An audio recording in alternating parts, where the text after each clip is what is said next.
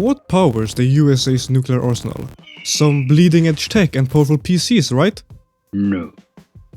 Humanity's most powerful weapons are maintained by tech from the 1970s, with their information stored on floppy disks. And if you don't know what a floppy disk is, that shows you how ancient this tech is. A floppy disk is essentially a really old memory card that stores roughly a megabyte of data. To put that into perspective, storing Fortnite on floppy disks would take roughly 24,000 of them, and if you stack them, they'd form a tower taller than the Statue of Liberty. All of today's banks, power grids, militaries, healthcare, essentially all of the world runs on tech so outdated it's a miracle it still works. But why do we use such old tech? Well, think of it as a game of Jenga. Early in the game, you have a stable foundation, and it's easy to build upward.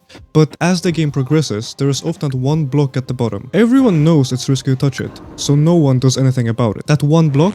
That's the old tech. When the infrastructure was smaller, it was strong enough to handle the load. But as we kept stacking more systems and complexity on top of it, the cracks start to show. And now, that fragile piece holding up everything is threatening to bring the whole tower crashing down. Assuming you're still here, you probably want more details, and don't worry, I'll tell you all about it, but first, please click like and sub for the algorithm. Did you do it? Thank you. Let's get into the video. Right, one thing you have to remember is that when these systems were first made, they weren't ancient, they were revolutionary. Before computers, banks relied entirely on manual processes. A customer's account details and transactions were recorded on paper ledgers, which meant every deposit, withdrawal, or transfer had to be written down by hand. Errors were common and fraud was everywhere. Essentially, banking was slower, less secure, and more labor-intensive than today. So when a promising alternative showed up, banks were eager to implement it. That alternative was COBOL, Common Business-Oriented Language. Released in the 60s for the military, it was quickly adopted by banks. COBOL was actually really close to English, so you didn't need any special training to write it. It would look something like this. New balance equals account balance plus deposit amount blah blah blah beep boop beep boop. So you probably think there was some terminal where you could type in commands and code like we do today, but that wasn't even close to the case. COBOL operated with the use of punch cards, essentially a little ticket. So after a code was written, a punch card machine would translate it into a bunch of small holes on a card to represent instructions. Think of it somewhat like binary. Instead of ones and zeros, it'd be whole and no hole. Thousands of these cards would then be fed into huge mainframe computers, which would handle the math. This process wasn't exactly speedy nor foolproof. One single mistake and a punch card could crash the whole system, and then you'd have to spend hours fixing it. And they accidentally dropped them on the floor. There is no quicker way to discover what n factorial means when you start trying to put them back together in the right order. And even if miraculously it all worked, it still wasn't very fast. A calculation could take a couple of seconds or even minutes, which sounds pathetic compared to today's computers, but COBOL was still infinitely faster than what a human could do. And more importantly, this made it way easier to sync accounts across different locations. Just give one punch card to different banks and boom, synced. COBOL might be over 60 years old today, but it still powers essential systems in banking, insurance, and government operations worldwide. Well then, what's the problem if it still works? Well, the problem isn't in the code itself, it's in scaling it to the modern day. Today's banks get modern server requests coming from the internet across tons of different platforms and tons of different languages. All of that has to be translated and adapted into COBOL, which is even older than the internet itself. There are tons of different moving parts, all of them never natively made to work together, but rather patched together with metaphorical duct tape, hoping it doesn't crash. Because this type of infrastructure isn't something you can just learn. It's like an incredibly old car made of spare parts. Unless you're the mechanic who was there from the start, fixing each part as it broke and replacing it with a new one, it's incredibly hard to understand what each part does and how it all works together. Every time you add a new layer of technology or a workaround to these old systems, you introduce complexity. And with complexity comes vulnerabilities. These legacy systems weren't designed to defend against modern cyber attacks, and every patch or update can create a new weak point. A weak point someone can exploit. And that's where the real danger lies. Cybersecurity. Cybersecurity, yeah. Now, when I say things like exploiting weak points, you probably think of some movie-like hacker in his parents' basement. But in the case of banks at least, most exploits aren't found by hackers. They're found by regular people who just happen to do something the code didn't expect. Something that can be exploited, like the ATM glitch that Dan Saunders found. Dan was a bartender in Australia. Not a hacker by any means, but a man who enjoyed partying. One night he ran out of cash to buy drinks, so he decided to head to his nearest ATM to withdraw some money, but the machine said error and spat out his card. Since there is no stronger force in the world than a man wanting to get a drink, he just started poking around in the ATM, moving funds out of his savings accounts to another one back and forth. Lo and behold, the ATM said error, but it spat out money. With his drunken curiosity, he fucked around some more and ended up getting around 2,000 out of the ATM. With cash in his hand and his mission unexpectedly successful, he went back to the bar to drink. He found a real-life money glitch, so he just started visiting the same ATM at the same time, doing the same thing, and voila! A couple years later, he made 1.6 million using this exploit. But that's just a random guy getting lucky with a glitch. So what happens if someone has in-depth knowledge of a system and its weak points? That's the basis for a virus. Seeing faulty logic inside code and then exploiting it. And trust me, there are a lot of viruses that specifically prey on older software. Eternal Blue, WannaCry, I Love You, or just some noteworthy examples. But I want to tell you about the first real PC virus. Also, let me know in the comments if you want to make a video dedicated to viruses and stuff like that, because that's really cool. But back to the first PC virus. The Brain virus of 1986 is widely regarded as the first personal computer virus.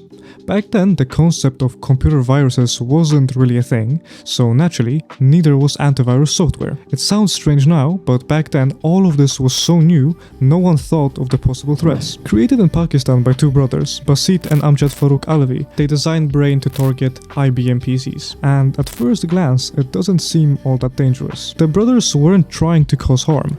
Because that virus was not destructive and it was very friendly virus. They actually wrote the virus to protect their medical software from piracy, since they were tired of people just illegally copying it. And this is the coolest part to me. This is my own mental lore.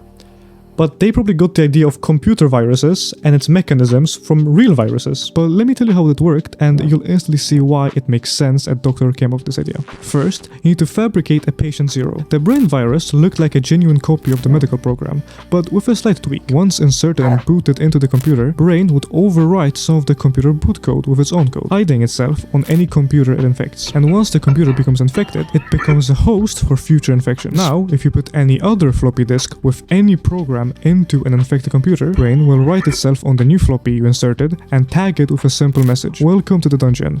Copyright 1986, Basit and Amjad. Contact us for vaccination. And now that floppy also became a carrier of the virus, infecting other PCs, making the spread of the virus super fast, quickly expanding its reach from Pakistan all across the globe, being essentially everywhere where pirated software was to be found. Also, some side notes, they aren't technically the first people to invent self-replicating software. That theory was first posed by John von Neumann and then confirmed by Bob Thomas with his Creeper program. However, the Farooq brothers claim to never have heard of it. Were you aware of viruses before Brain? For example, the Elk cloner virus on Apple II? No, we were not aware of that.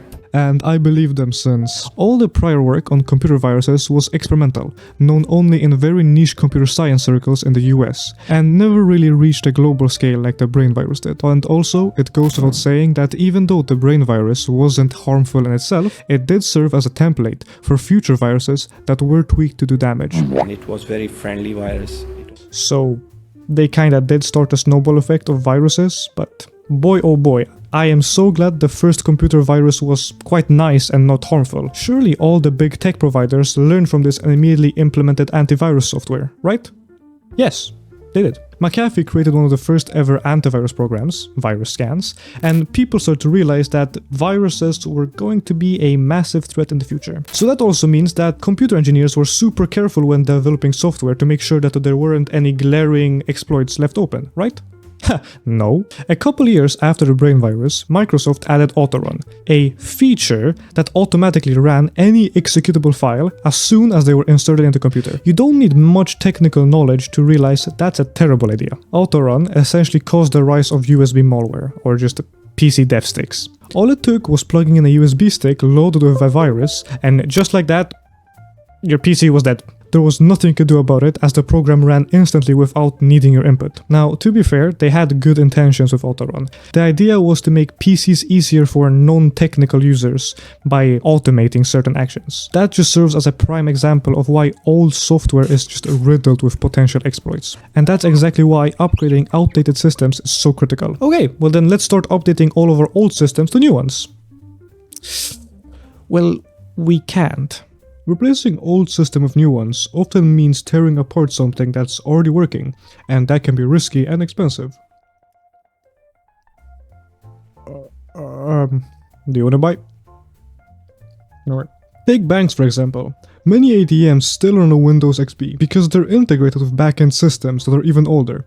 Upgrading just one part of the system could cause compatibility issues with everything else. And when you're dealing with systems that handle millions of transactions a day, even a tiny mistake can cause massive problems. It's the same story with critical infrastructure like power grids or defense systems. Shutting them down sometimes even isn't a possibility, and if you do, you're risking service disruptions or worse, losing functionality entirely. So, instead of taking the risk, people just keep patching up an old system, slapping on band-aid fixes to keep it running. And let's not forget the cost. Upgrading isn't just about buying new hardware or software. It also means retraining staff, redesigning workflows, and dealing with unexpected issues that can come up during the transition. For many organizations, it's easier, and cheaper in the short run, to just stick with what they know. But as we've seen time and time again, sticking with outdated tech can backfire. The longer you wait to upgrade, the more vulnerable your system becomes. And in a world where cyber attacks are growing more and more sophisticated every day, those vulnerabilities aren't something you can afford to ignore. But let me tell you, shareholders do not want to shell out their money for system upgrades. And yeah, it would cost astronomical amounts, but nothing compared to if suddenly something fucks up and just shuts down. Especially in like the power grid. Those types of damages would be so costly I couldn't even fit all the zeros on the screen. So let's just hope the very outdated tech we're using just keeps on working forever. To everybody that tuned in because of that one slop video I made, well, first of all, thank you for watching. Second of all, this is the type of content I tend to make. More higher edited, higher budget. The budget is a noodle. And yeah, this type of content takes a long time to make. Wow, there's a YouTuber complaining moment, I know. But yeah, that's why the slop videos are gonna be done in the meantime. So I appreciate you watching them. But I would appreciate it even more if you watch these videos, because I spend a lot more time on them. And I feel like they're better. So watch them. But yeah, really appreciate the support on the latest videos. That's like 8k views now, I'm pretty sure. And yeah, I'll see you in the next video.